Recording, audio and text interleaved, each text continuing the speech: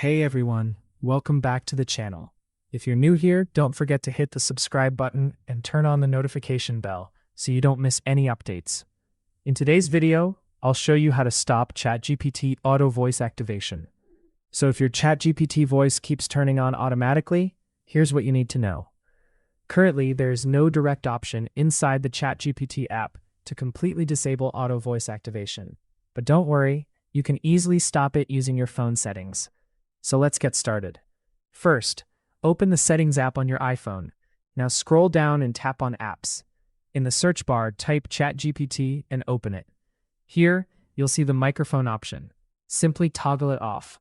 Once you disable microphone access, ChatGPT won't be able to activate voice automatically anymore. It's that simple. If this video helped you, make sure to like, subscribe, and turn on notifications for more simple tutorials like this. Thanks for watching, and I'll see you in the next video.